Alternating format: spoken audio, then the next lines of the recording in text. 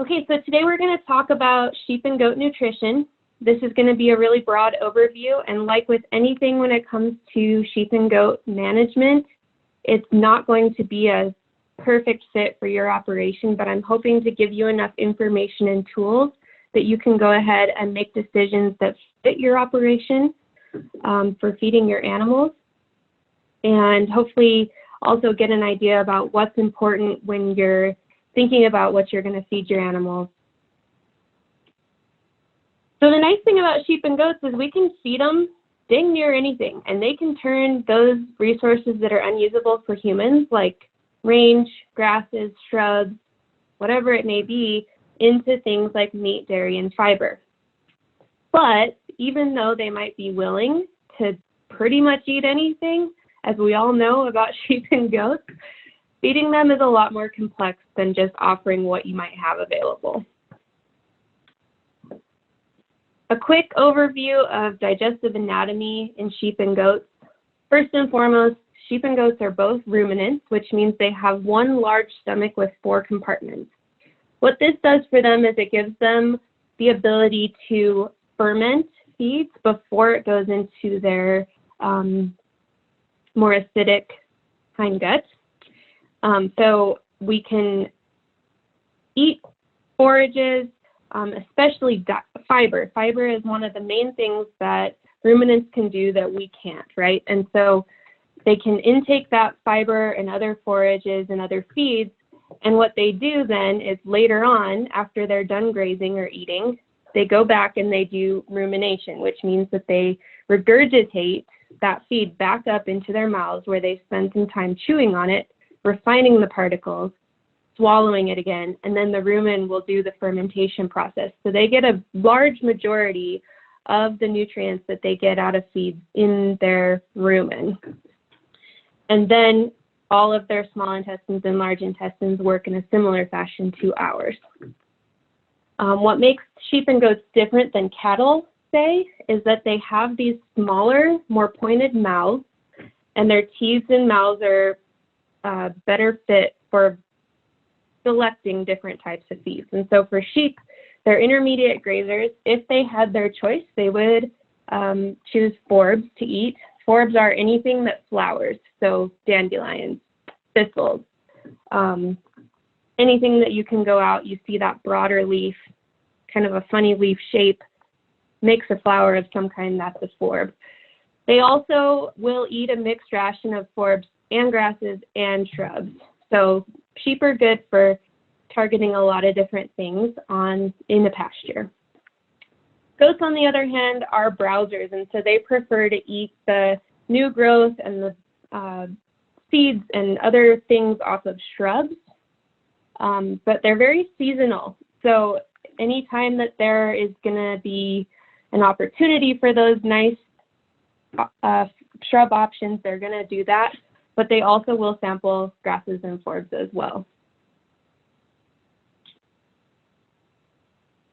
Okay, when we're going to go feed our animals, it's important for us to understand where we're at. So you've seen this time and time again, I'm sure, but when we look at our animals, we need to have a good idea of their body condition. And so sheep and goats are on a 1 to 5 body condition scoring scale. If you walk out, and I know it's sometimes hard to see these with especially your sheep when they have a thick coat of wool covering their bodies, but it's really important to get your hands on them periodically throughout the year so that you can really feel how thin or how fat they are. So what you can do is you can place your hand on their back and you can feel their spine.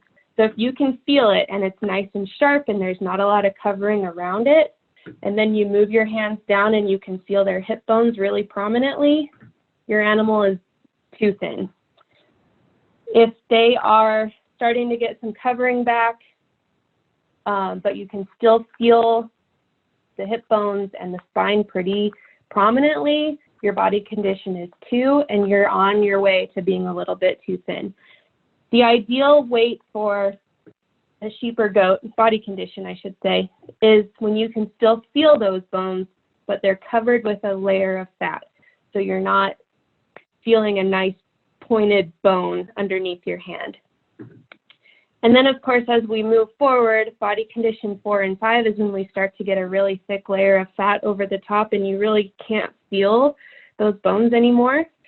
At this point, you know you need to put your animals on a diet, because animals that are too fat are almost as bad of a problem as those that are too thin. So you really want to stay in that 2 to 4 body condition score throughout the year. And so what that means then is that each body condition is approximately 13% change in body weight. So what that means in terms of something we care to hear about is that a 150-pound animal, if she's a body condition 3, that means that she goes up or down 20 pounds to get to the different body condition scores surrounding that. So if she lost 20 pounds, she'd be at a 2. She gains 20 pounds, she'd be at a 4.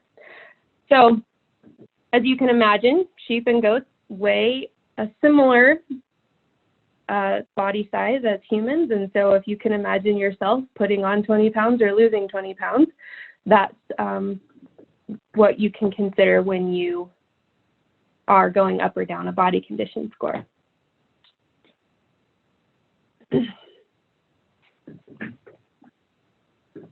So unfortunately, there's a lot of factors that go into what nutritional requirements an animal might need. So if you have a mature animal at their mature body weight and all they're doing is supporting themselves, that's called maintenance. You can have animals that are growing. There's different requirements for animals that are breeding, gestating, and lactating. And of course, if you can imagine, anybody who's gestating triplets versus singles are going to require a lot more feed. And the same goes for lactation. So you really want to have a good feel for what stage of life your animals are in. Gender plays a little bit of a role there, especially when it comes to the reproductive side of things. You want to know what ideal body weight is for them and what their current body condition score is. So if they're a little thin, you're going to have to be adding weight gain on top of whatever other requirements you're accounting for. Some other considerations, of course, if you're milking your animals for dairy, if they're growing young animals on top of some other requirement, like you got your yearling ewes bred. Climate and season can play a role. Of course, they're going to need more if it's cold outside or really hot outside. How active they might be, whether or not they have a lot of parasites on board, and breed can play a role in nutritional requirements as well. So something to keep in mind, if this is an adult ewe or an adult doe, the same is going to apply. I apologize, I'm the sheep person, so I will say ewe a lot more, but I am referring to both, just so you guys know. So ideally, 160 pounds is where she's a body condition score of 3. So when you go into breeding, this is where you want her to be nice, somewhat fleshy, but not overweight, right? As you go into gestation, you're going to see a weight gain. Yes, we want them to be gaining a little bit of weight while they're gestating, but part of that weight gain is also going to be having a fetus on board. At the point of lambing, she's going to obviously lose some weight because she lost a fetus, right? And then as she goes into lactation, that's a really high energy period. So she's going to require a lot more nutrients during that lactation period not to drop that much weight. So it's something to consider. They will drop some weight, but you can feed them to not lose as much weight. And then, of course, after you wean your lambs, that's when you gain back that weight, getting ready for breeding season. So I'm going to go through some of the essential nutrients that we have to think about when we're going to feed our animals.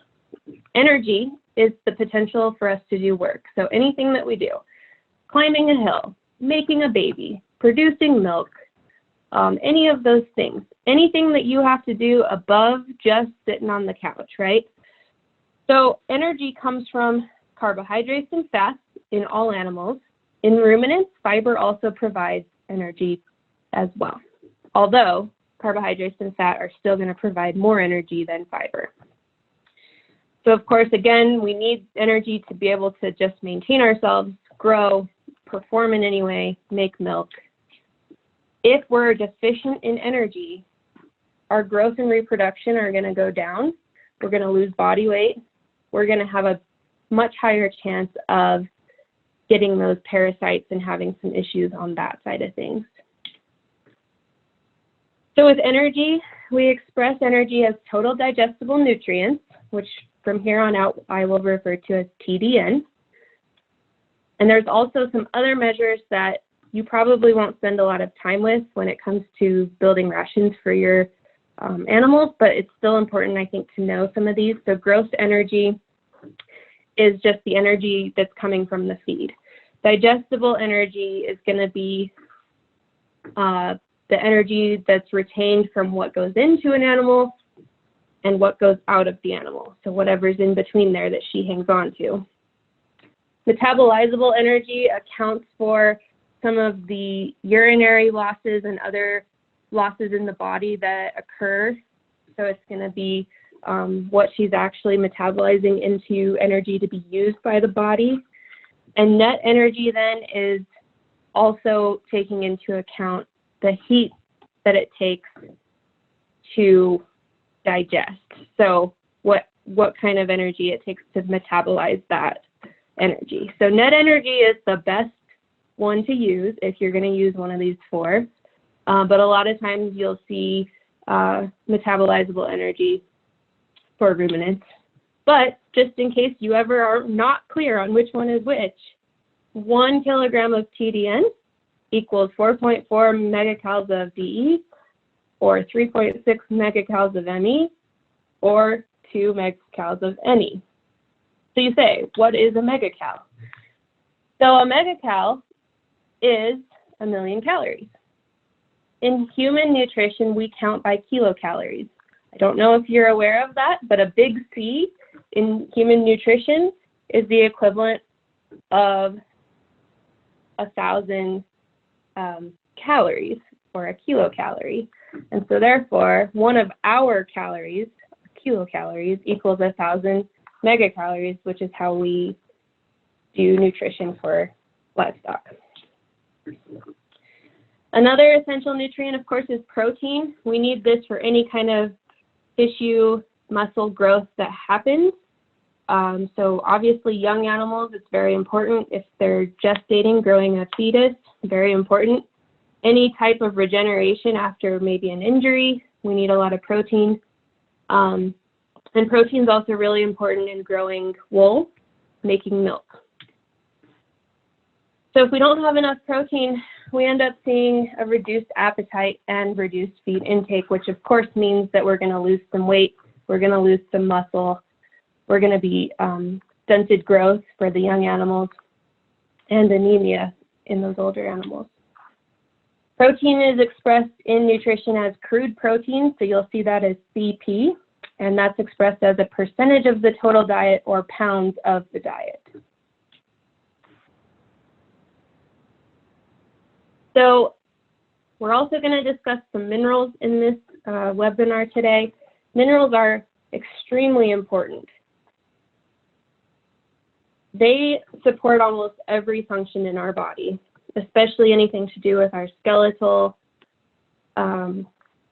muscle, tissues, cellular regeneration, maintaining that neutral pH balance within our body fluids, and just all the normal functions that occur in our body. And so I'm going to spend a little bit of time on each one of these.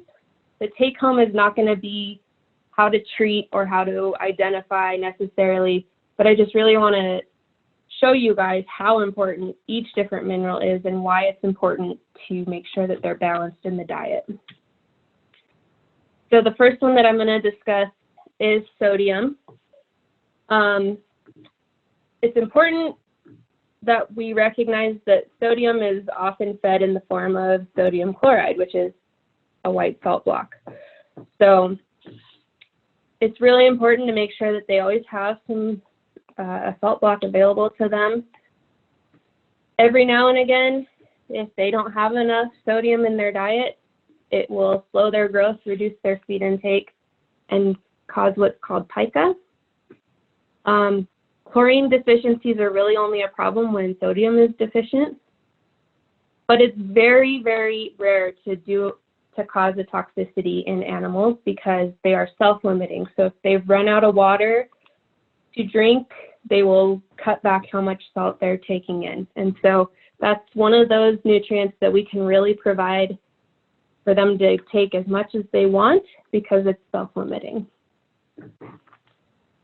Okay, calcium and phosphorus we always talk about together because they're very interrelated. You always want to have at least a 2-to-1 calcium to phosphorus ratio, but you can also do a little higher, up to 7-to-1 calcium to phosphorus. Calcium and phosphorus are really, really important for bone development and metabolizing nutrients. If we are deficient in calcium, we see some issues with rickets in our young animals, and that's the picture you see up here, where they really have some messed up bone development, osteomalacia, for bone regeneration in the mature animals, and you can see also milk fever. So of course, if there's not enough calcium in the diet and you start lambing and she's trying to make enough milk for twins, you can have some issues that way. Deficiency in phosphorus, similar types of problems as you'll see in calcium, but you'll also see a decreased feed intake. You'll have a lowered ability to reproduce and make milk. And usually when we see a toxicity with either one of these, it's because your ratio is out of balance. And so you start to see things like urinary calculi, which in male animals is water belly. So it's really important to make sure that these are balanced in the diet.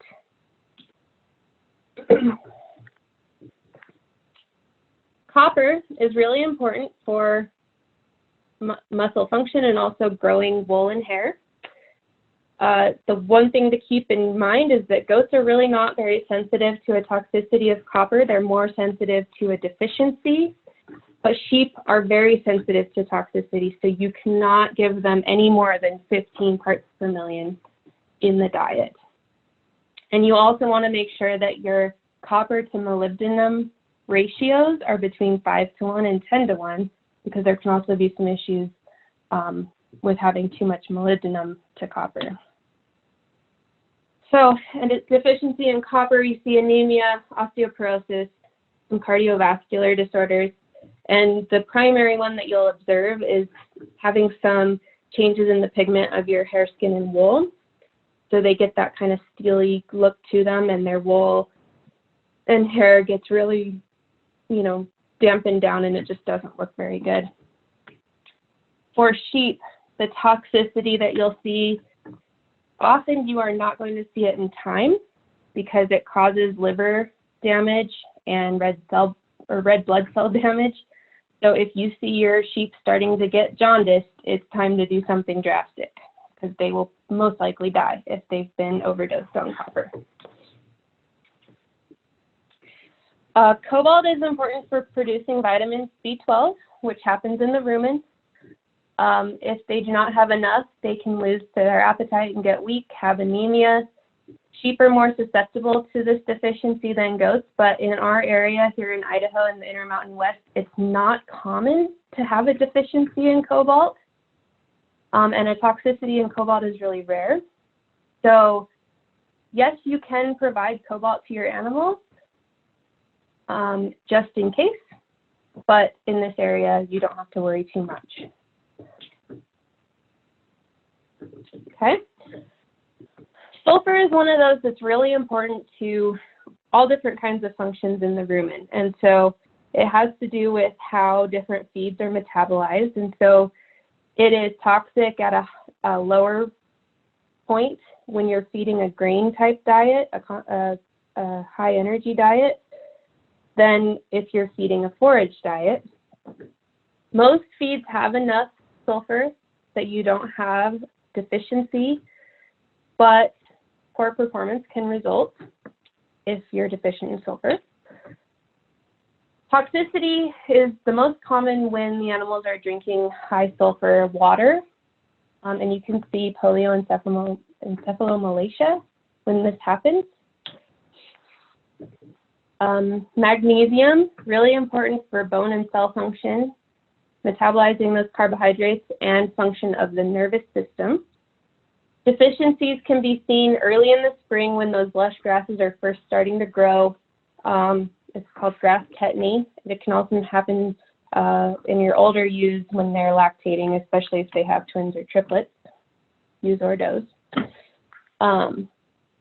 So the thing to think about there is when you're turning out on grass that's growing really quickly, because those grasses are pretty much just growing out of whatever magnesium they have in them. Toxicity is uncommon with magnesium. Potassium is one that we don't worry too much about because it's not common to have a deficiency or a toxicity. Potassium is stored in the body. Sorry, it's not stored in the body. So you need to have it provided daily in the feed. But again, most feeds have enough.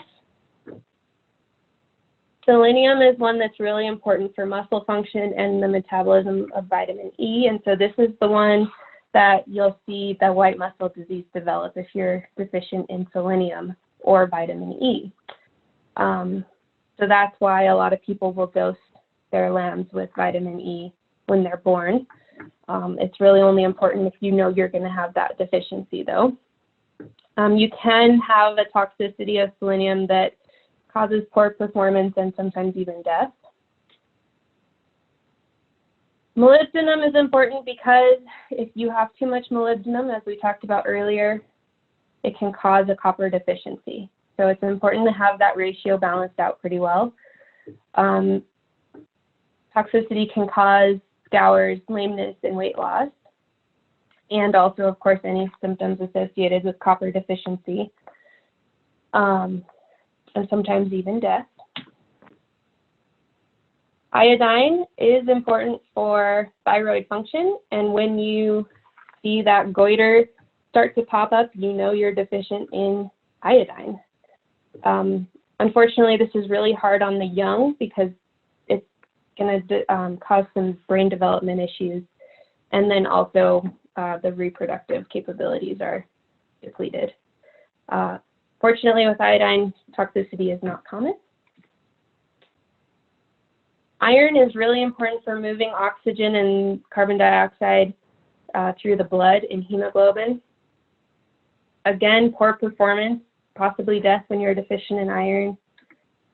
Toxicities can cause damage to the liver, and it's especially important when vitamin E is deficient to not overfeed iron.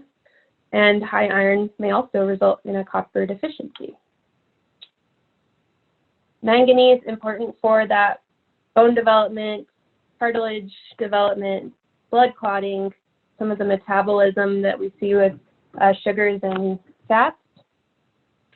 We see when we don't have enough manganese that the animals are unable to put on good fat, and they are not going to grow normally with their bone growth. But we don't see a lot of toxicity with manganese. And finally, zinc is important to so many things.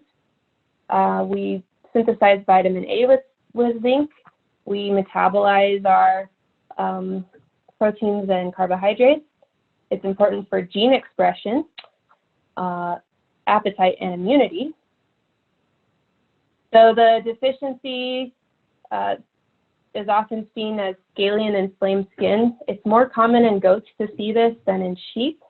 We get a decreased immunity response. We see some anorexia and some skeletal and reproductive problems. And of course, if we have a toxicity of zinc, we get some digestive upset and reduced digestion. So the take home here is there's a lot of really, really important functions in the body that have to do with minerals, and it's important to keep them well balanced. The other thing that I want to point out is that I don't know how many of those that I said poor performance as one of the symptoms for either a deficiency or a toxicity, but that's the hard part, is you have poor performance, and sometimes you may not even realize that you're having poor performance because it might not be a dramatic response, but you may still be having some imbalance in your minerals. Okay, I have one more slide and then I'll take a break for some questions. I just wanted to touch quickly on vitamins. Most of the vitamins in the body are synthesized in the body. So vitamin D, K, B, and C are all synthesized within the body. Vitamins A and E are required in the diet, but we usually don't see any issues with vitamins A and E unless we have some other issues with our mineral balance. A lot of times you'll administer some of these things when you know that they're ill, you know that there's a deficiency of something, or when you're lambing and kidding, just to promote some of the functions in that newborn lamb. So you can hit an animal with that vitamin B complex if you're trying to get them to, they've gone off feed, they're not doing well, they're kind of down. It really does help support the immune function, promotes intake and healing. So a lot of times when I have a sick animal, I'll go ahead and hit them with that just because it might help, right? It doesn't hurt anything. Vitamin E, when you have some weak lambs that pop out and they're just not doing as well, they're kind of humped up, hit them with some vitamin E, maybe some, you can see here this BOCI, it's the selenium and vitamin E injection. And a lot of the probiotics that you can pick up, or the Nutrigench for animals that are needing that extra hit of glucose, a lot of those contain a dose of all these different vitamins as well. And so you can use it as your standard of care when those lambs and kids are born, or when you're having some other kind of health issue. So we'll take a break really quick for any questions that you guys might have up until this point. Yes, I realize that. Okay. Hey, Melinda, I have a couple questions. The first one is from Stephanie. She says, is 160 pounds the average weight for a mature ewe? It depends. I hate that answer, but it really does. It depends on the breed of animal that you have. I used 160 pounds, honestly, because most of my nutrition books are in kilograms, and it's really easy to just break 160 pounds into 80 kilograms. So I would say when you're talking about average ewe size, 160 may actually even be on the high side, but it's really going to depend on the breed of sheep. Okay. The next question is from Donna Spear. She says, why do you have to have a salt block? The person I'm buying mine from doesn't have a salt block. So salt is one of those things that you cannot overdo. And so it's a really nice way to balance pH in the body, promote intake, make sure that they're getting enough water. Salt just helps do all that balance for you.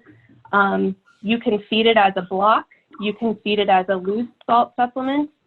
I just think it's a really easy way to make sure they're getting enough sodium in their diet without having to spend a lot of money.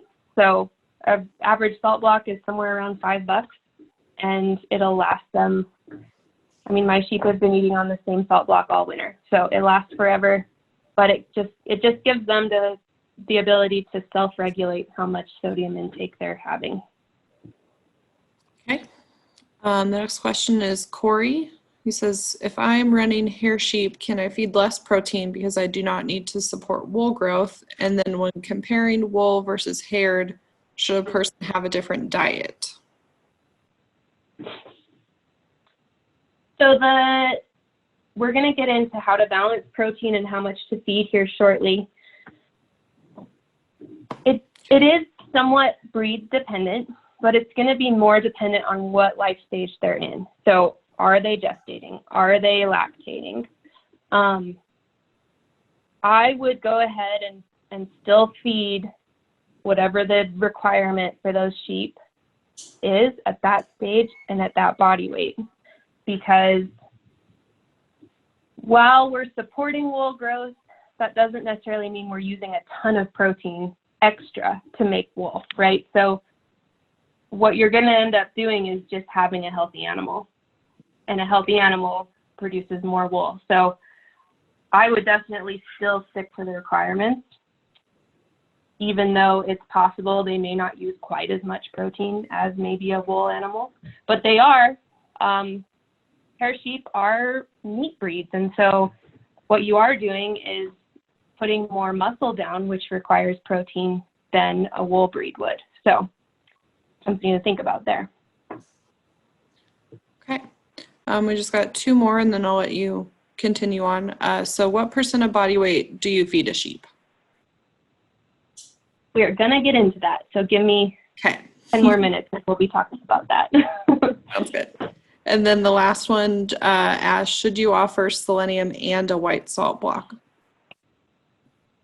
So I'm going to get into that in a minute as well, on how you would know the answer to that question for your operation. If you know you are deficient in selenium, yes, feed a selenium block. If you are not deficient in selenium, then you're just wasting your money and you may cause some issues with your animals. So I'm going to get into how you know that in a minute. So hopefully come back to me if I don't answer your question. Okay. Well, I just had one more come in and you may answer this later. It just says, what is the most important mineral for a sheep? So the main ones that we really focus on are the calcium and calcium and phosphorus, which I talked about in the first mineral slide. Those are the ones that you really need to focus on making sure that that balance is there. Other than that, for sheep, copper is a really important one because you don't want to give them copper toxicity because you will end up losing your animals. Most of the other minerals, you want to think about them. Like, you don't want to just not think about them at all. But those are the 3, I think, that if you had to pick some would be the ones. So, okay.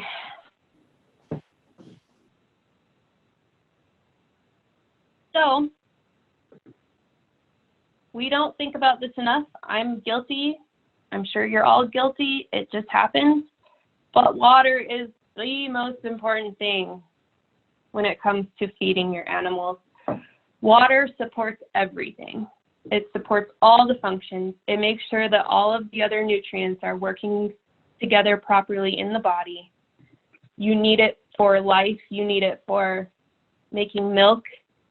You need it for all of that. So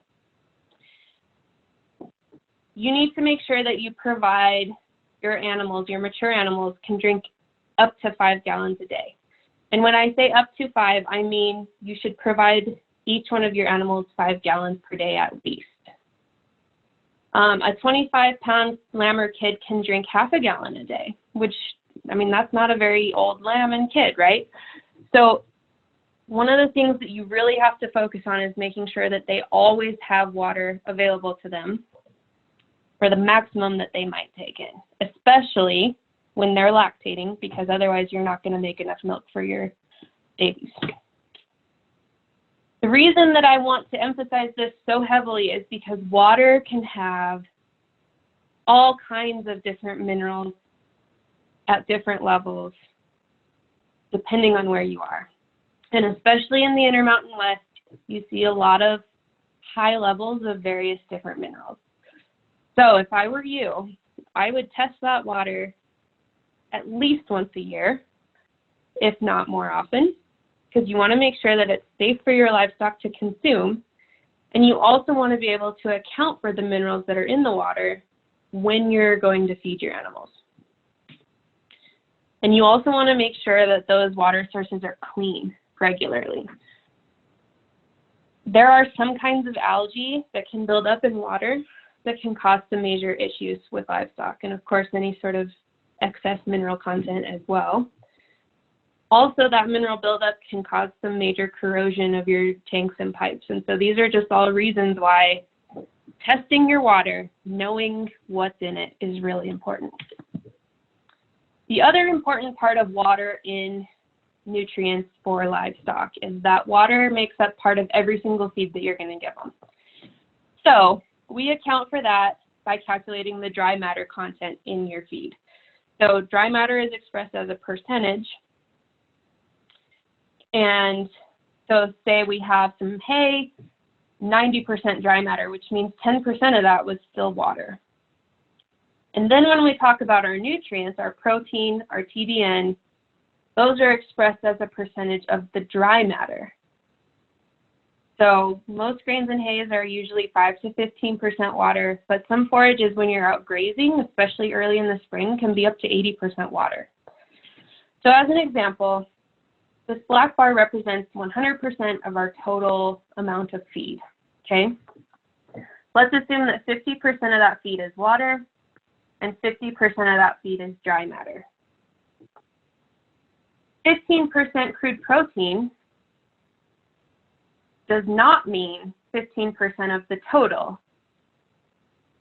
It means 15% of the 50% that's dry matter. I hope I didn't lose all you guys on it, but I just want to make sure you're realizing that. So if I'm feeding 5 pounds of this feed,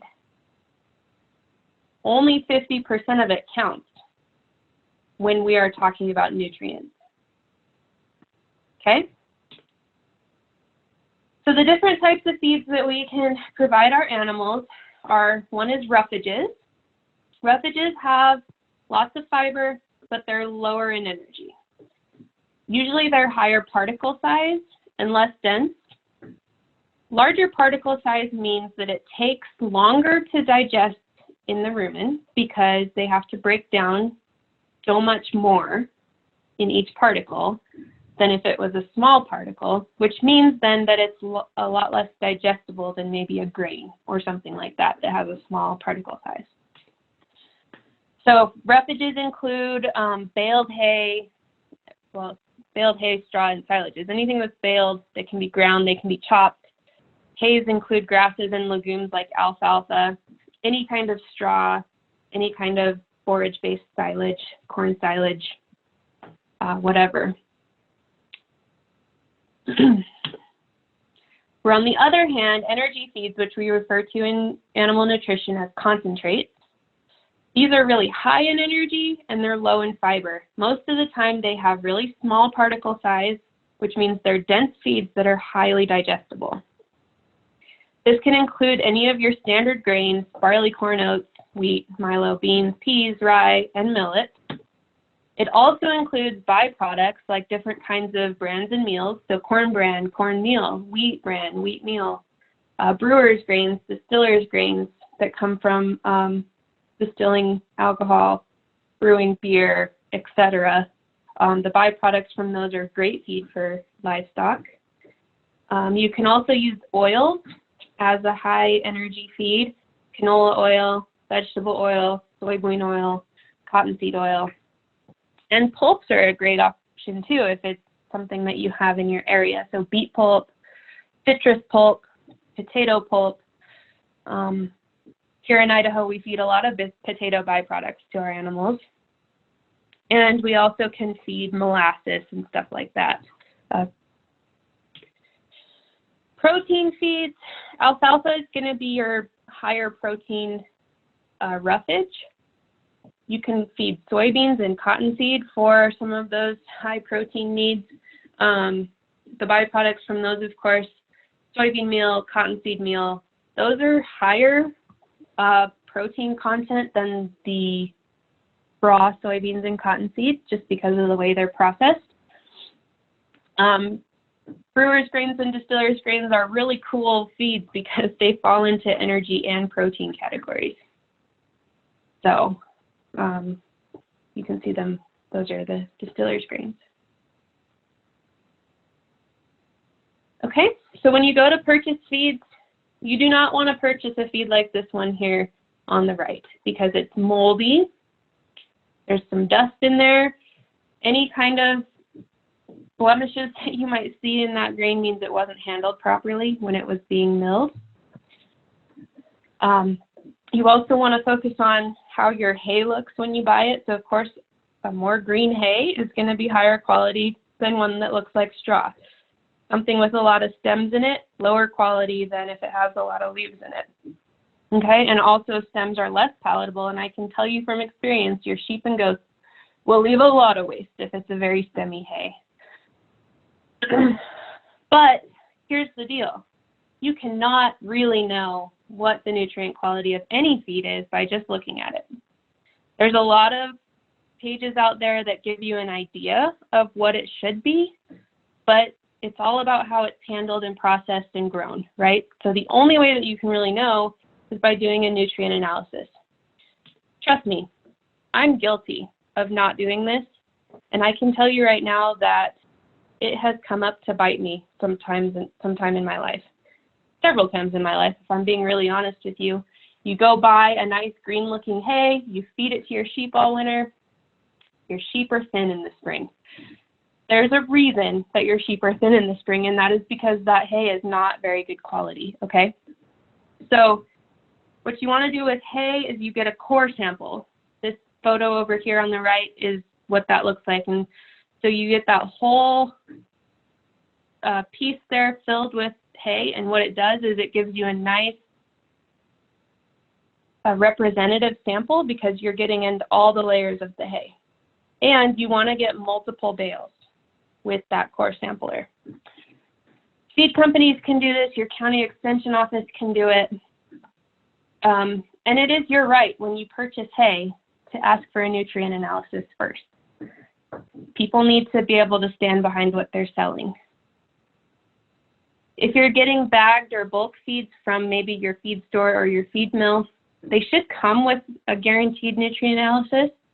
If they don't, I would also ask for one if it were me. However, if it's not an option, you can do what's called a grab sample. So you want to try to get a sample from all different spots in your grain. You don't want to just pull the top. You want to get your arm deep down in there and get a nice grab. Oops, sorry. Make sure that you label your sample really well, your name, the date, what the feed is, and then you can send it off. There's tons and tons of places that can analyze feeds in the country. Pick the closest one, pick the one that's furthest away but is the cheapest, and they can do an analysis on it and give you back information on the dry matter, the protein, how much fiber is in it, what the energy content is, all the mineral levels that are in that feed. And usually you get that for 30 or 40 bucks. So it's worth it. When it comes to your animals being too thin during the middle of winter and all of a sudden you're scrambling to try to make up for it, you're going to spend a heck of a lot more than 30 bucks. I can guarantee that. Okay, have a couple questions.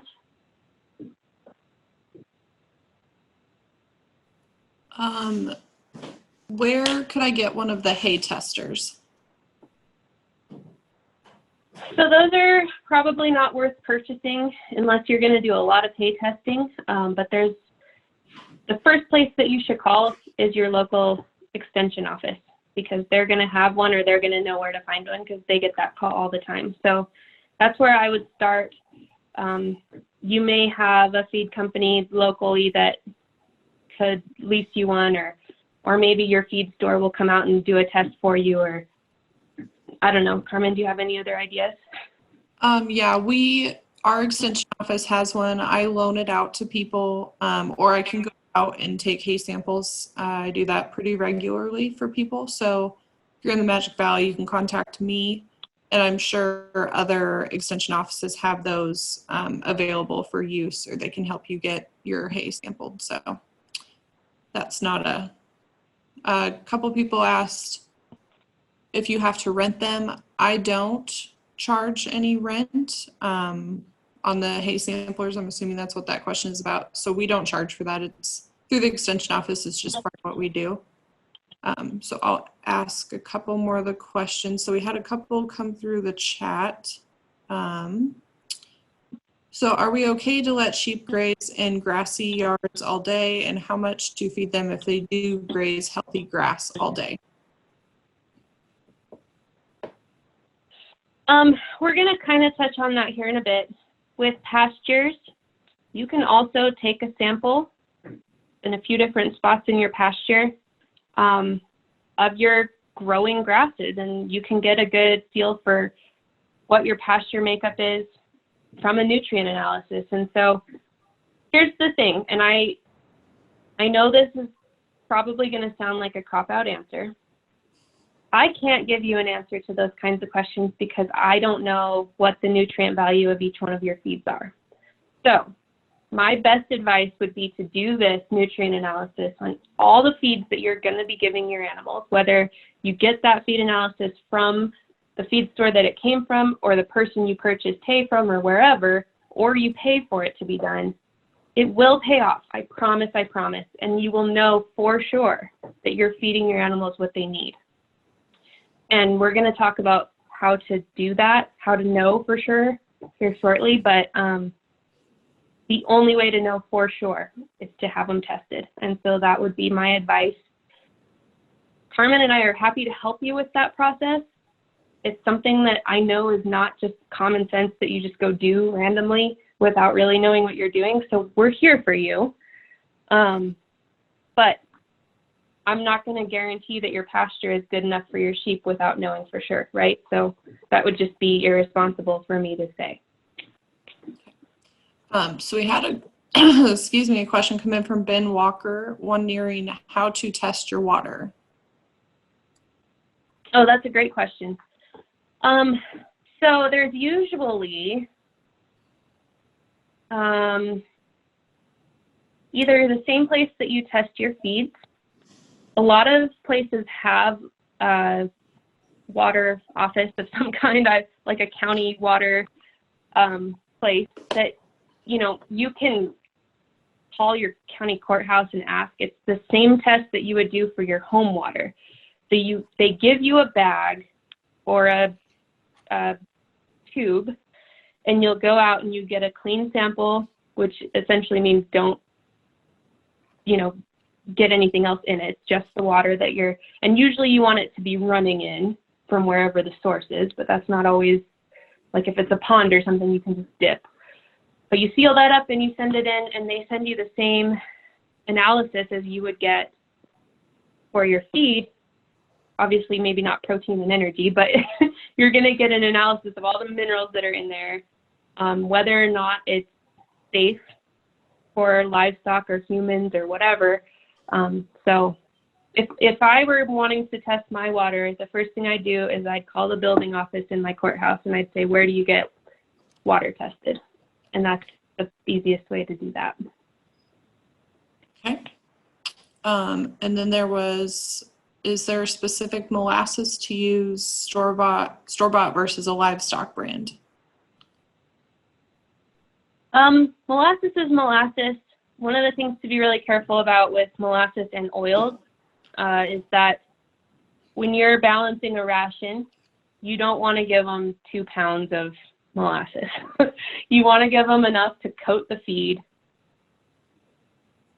so it helps it stick together, or maybe you're just trying to get a little bit in them, but you want to be careful because there is such a thing as making them stick on too much sugar. So you don't want to just dump molasses to them, but you can go purchase molasses from your grocery store if you want, and that works just fine.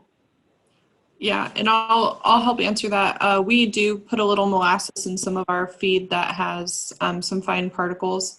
So we mix it in a squirt bottle with water. If you want specifics on that, you can email me or put your email in the chat, and I'll send you what we do in more detail. So the next question, if you feed loose minerals, do you also need a salt block? My rule of thumb is I just always make a salt block available. I mean, whatever I'm doing, those animals have a white salt block. I do also provide my animals with minerals, which I'm going to get into here shortly about what you should do there.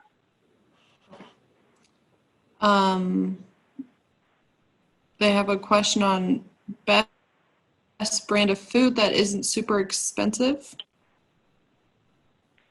So that's another one that I'm going to kind of cop out on because it's going to depend a lot about where you live and what your resources are.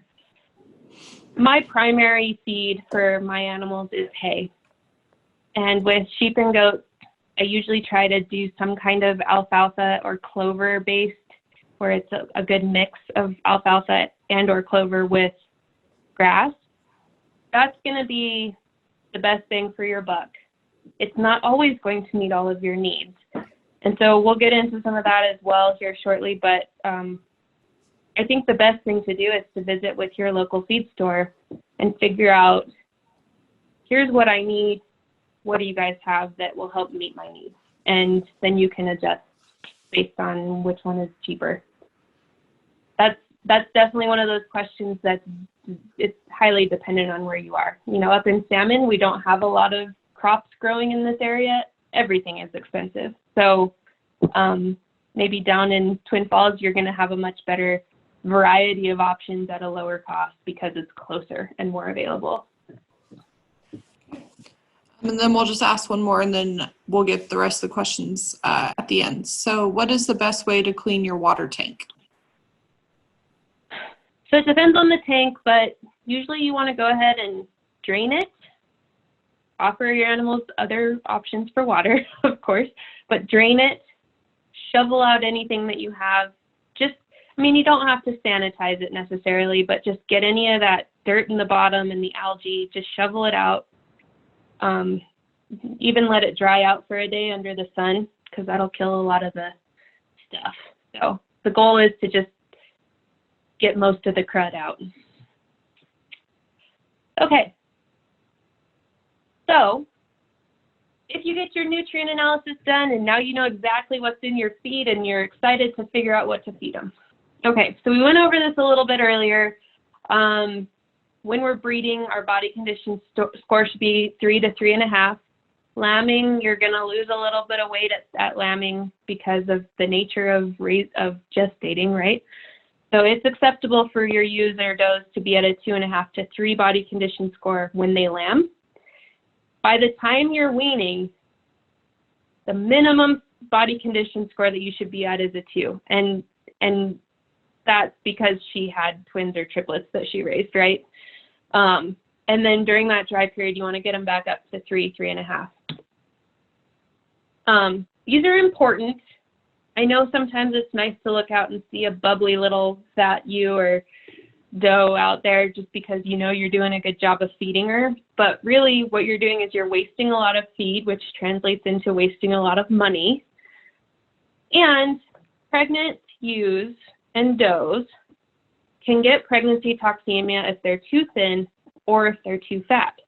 So you want to make sure you're trying to stay in that 2.5 to 3.5 range if possible. And if you're in the middle of lactating and your ewes hit that 2 mark and it's all downhill from there, and all of a sudden you realize you need to start dumping nutrients to them, I can guarantee you it's going to cost you a lot more than if you would have just kept it on them in the first place. Coming back from that is really hard because she's having to not only provide enough for her lambs, but also try to gain that back. It's just not very easily achieved. Okay, and so here's why. Okay, mature sheep and goats eat between 2 and 3% of their body weight every day, depending on where they're at in their life stage. Ewe lambs eat 3 to 3.5%. And of course that makes sense, right? Because if you're having, and I apologize again, I know I'm talking about sheep, but this is going to apply to your goats as well. It's just easier to talk about one. So it makes sense, your yearling ewes are trying to grow and they're trying to do whatever production that you're asking them to do, right?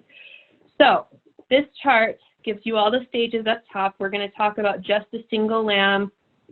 This 160-pound mature ewe, she's going to eat anywhere from just shy of 3 pounds to about 5 pounds, depending on where she's at. And it'll change how much % of her body weight she's going to take in. And again, the yearling ewes, our target here for her as a mature ewe is going to be 160. But over the first year of her life, year to year and a half of her life, she's not her full size. But she is still going to eat as much as that full-grown ewe because she's growing and making babies. Does that make sense? So, for example, at 70% of her mature body weight, she's 120 pounds, right? So she's going to require just a little bit more. So if that's the case, we have a limit on how much they're going to eat. If you can imagine, you're eating popcorn. It takes a lot less popcorn to fill. It takes a lot less popcorn once it's popped to fill you up than it does to fill you up on Jell-O or something of that nature, right? So when you're feeding and you're feeding a bulky grass hay and you're giving them 5 pounds of hay every day, just because she's eating 5 pounds doesn't necessarily mean she's going to be getting everything she needs, because sometimes what she needs is going to take 8 pounds, and she just cannot physically eat that much, right? So fill is our limiting factor. So we need to make sure that whatever we're feeding our animals is something that they are willing to eat and still get all of the nutritional value out of that they need. So as listed here, now we're talking about mature 160-pound ewes, either having a single, a twin, or 3 or more lambs, okay? And again, this is not exactly for a 160-pound goat, but you're going to get the idea, right? So when she's having a single or a twin during late gestation, 4.5 pounds roughly of feed is what she's willing to eat. She needs about 0.5 pounds of protein. She needs about 2.5 pounds of energy, okay? When we talk about 3 or more, our requirements go up by quite a bit. The same goes for once those lambs are born and we're lactating.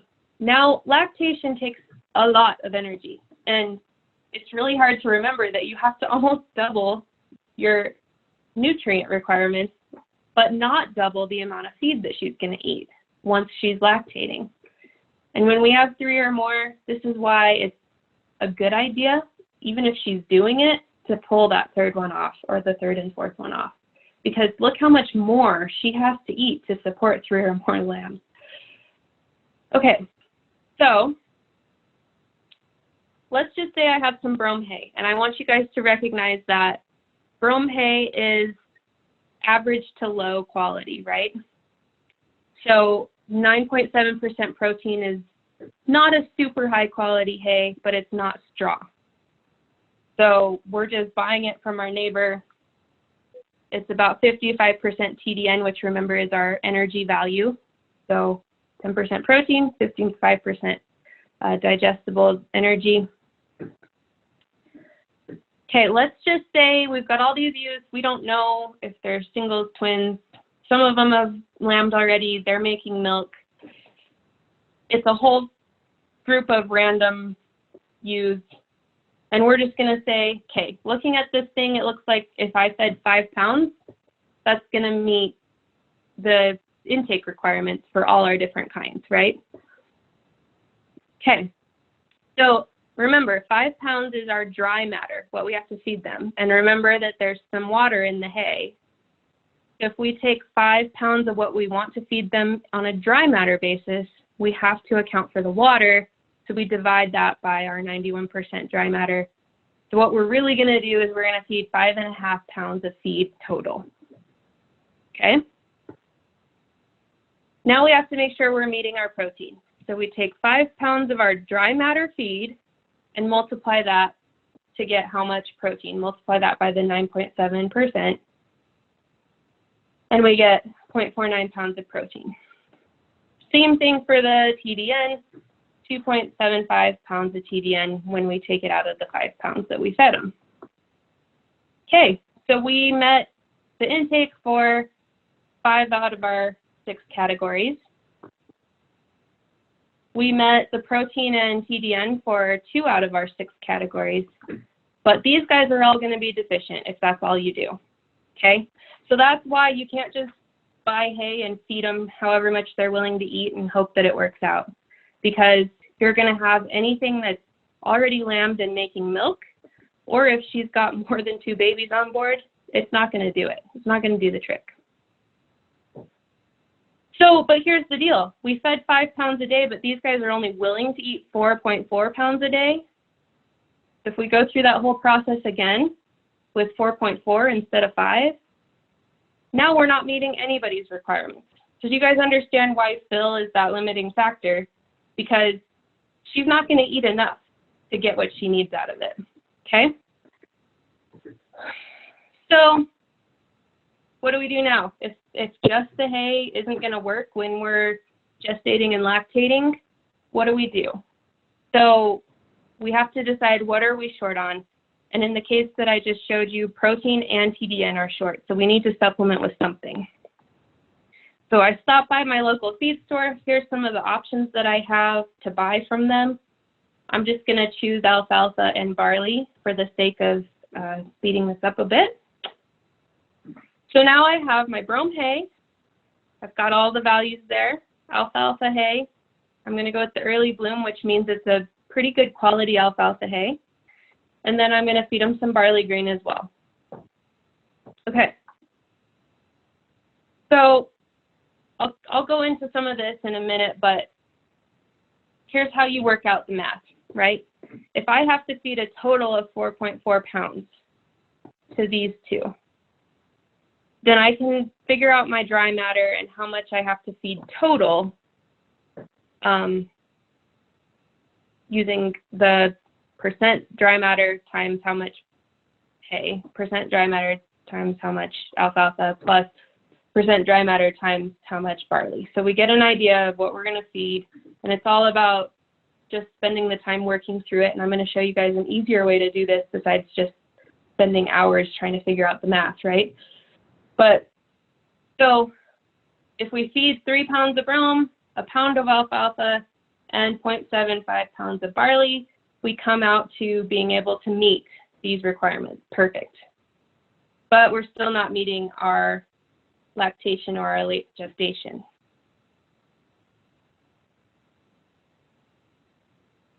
So no matter which way I tried to do it, I tried to give them 5 pounds of alfalfa, you know, all the ways that I could go about it. And these 3 rations are not going to meet requirements for your lactating ewes. Okay, so that means you're going to have to add something else in once they have those lambs and start lactating. Okay, so what does that mean? When you are feeding animals, it's best to separate them by their life stage. So you don't want your growing wether lambs in the same pen with your gestating ewes and the same pen as your lactating ewes. If possible, you want to split them up and feed them accordingly. Because we know that feeding just hay to our rams is probably sufficient because they aren't doing anything extra, right?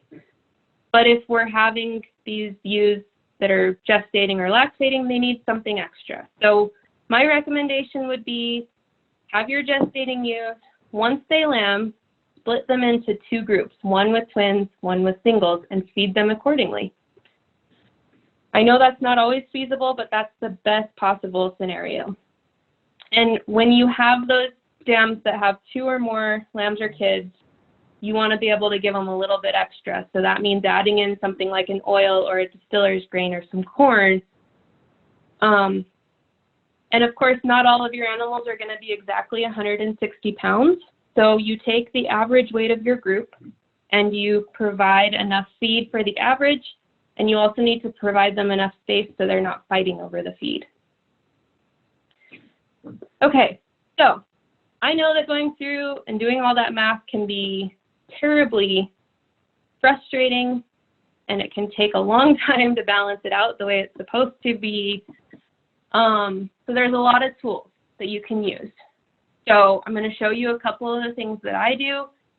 You can pay for some of these. My guess is they probably would let you do a free trial in some cases. There are some free ones. I think the other day, Dr. Sprinkle talked about the one from University of Maryland for goats when he did his talk on growing and finishing show lambs and goats. The one that I use is the Montana State. I'm going to show you. Hopefully you guys can all see that. The great thing about this one is it's free. It gives you a list of all the feeds, and you can also enter a custom one. So if you go and you get your hay tested, you can enter all of the values in, and then you know exactly what you need. So this is a sheep one. I am not as familiar with goat ones. I apologize. It gives you all the requirements of the different animals that you might have, and you can also balance. So I go to balance a diet ration, which is where we are now. You can choose what life stage the animal is in. You can choose the weight of that animal. So for this one, I'm going to use a ewe that's in early lactation. She has twin lambs. She's 165 pounds. I've already added in the 3 feeds that we were discussing. And so now the way that you do this is how much you're feeding, and this is the percent of requirements. So we're feeding 6.4 pounds of brome hay, and you can see here we're meeting our protein at 66%. We only have 84% of our TDN, and we're short on most of our minerals, okay? So what you want to do is you just want to edit these, oh shoot, sorry.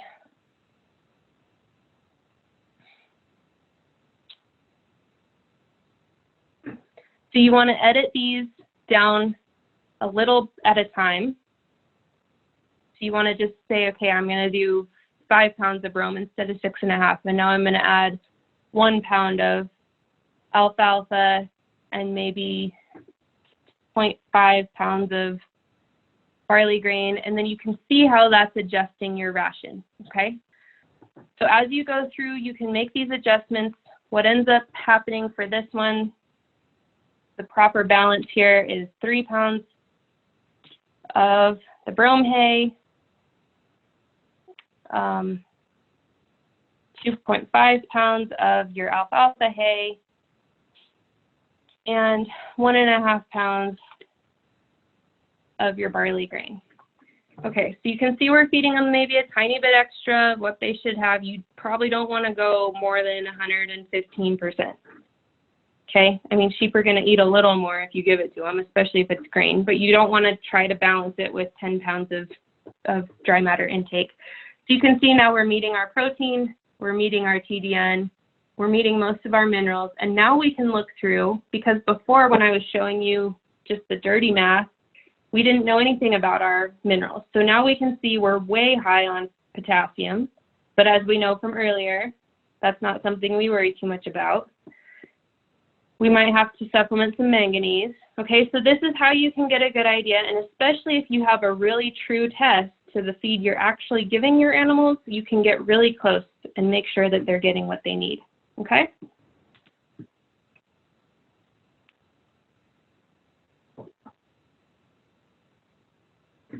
Okay, so when you go to manage your minerals, if you've done all the work, you've done your nutrient analysis, you've balanced your diet to fit what you need, you can work with a nutritionist. Say, okay, what I'm missing is manganese and iron and selenium, but all the rest I'm meeting. Your nutritionist at that feed mill can help you formulate a mineral package that fits your specific needs based on what you're feeding, what's in your water, all of that, okay? So that's the best case scenario. Probably going to cost you a tiny bit more. I don't know how much that costs, but it's probably worth it so you don't end up having imbalanced minerals. And you can also work with that same nutritionist to make sure you're getting a feed package that fits what your needs are as well. The better than nothing scenario is give those animals a mineral supplement of some kind. You can go to your local feed store and pick up a mineral package that is specific to sheep or specific to goats Maybe it's specific to range sheep or whatever. You want to give them something, because if they need something, they're going to get it that way. The only way that this is a bad idea is if you are already toxic on something and you give it to them. It's going to push them over the edge. Worst case scenario, you don't worry about it. You've never really had any trouble before, right? But are you sure? Because as we talked about with all those minerals, it doesn't always manifest in something really obvious. You could just be losing some performance value out of your animals because you're not worrying about your minerals. So just something to think about. Again, when you're on pasture, we talked about this a little bit earlier, it is reasonable to clip some samples and get a good feel for what's on your pasture so that you can supplement as needed. Maybe you're fall grazing and you're a little short on energy, so you can give them a little bit of boost that way. The only way that you're going to know is if you test it. I only have a couple more slides left, and then we'll finish up here. I just wanted to mention, when you are changing, because of your animals being ruminants, when you are changing diet, do it slowly, because the rumen takes 2 to 3 weeks to balance out and be okay with whatever it's eating. So you want, especially if you're going from a forage to a grain diet, or you're adding grain into a diet, or whatever it may be, start slow, give them a little bit, work them up over 2 to 3 weeks, minimum over a week period, okay? Because you may end up getting some digestive issues. The one that I namely want to talk about is this rumen acidosis, which is essentially introducing grains or concentrate feeds too quickly. And the rumen is not prepared to break that down, and so you end up having a lactic acid buildup, which is similar to what you feel after working out sometimes. So you get it all up in your muscles, but in the case of a ruminant, it builds up in the blood and in the liver, and it can actually cause some major issues in your animals.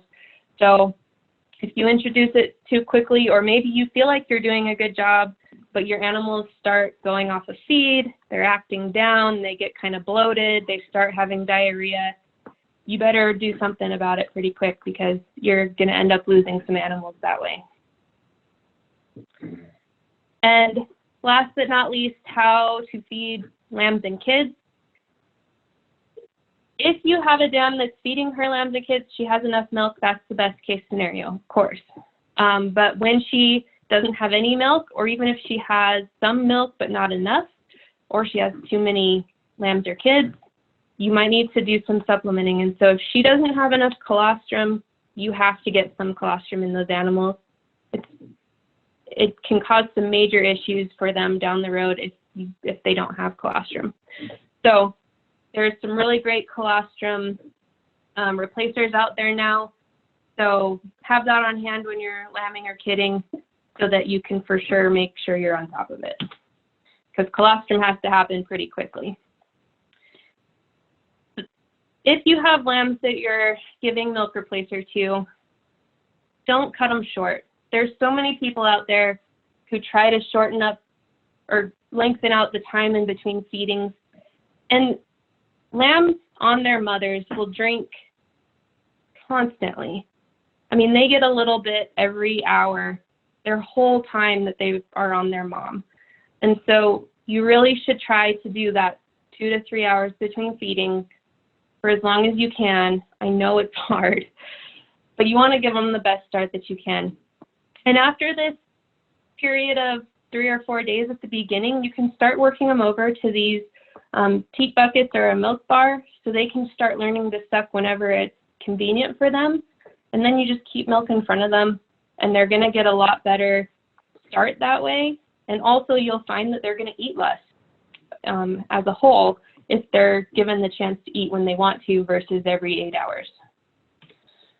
And finally, especially those lambs that you have on milk replacer or have had a tough start, but all lambs really and kids can be provided a creep feed that'll just get them off to a better start.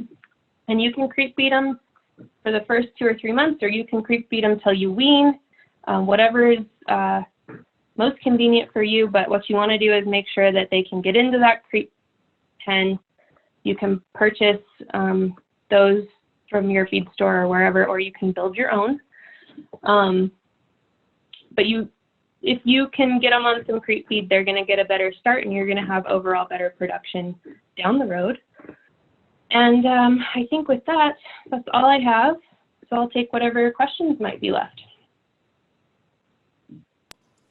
Okay, we just had one person ask for clarification on lactation. They say, what is lactation? Okay, lactation is when they're making milk. So lactating would be providing milk to lambs and kids or for dairy. Okay, and then let me look through our chat, make sure I don't miss anything.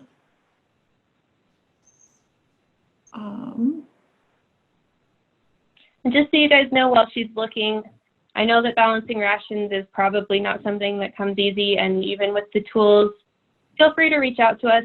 We're happy to help you. I would rather see you feeding your animals properly than not ask the question and end up with somebody who's too skinny or pregnancy toxemia or whatever it is, because those are really hard to deal with from a management perspective. So don't feel bad reaching out.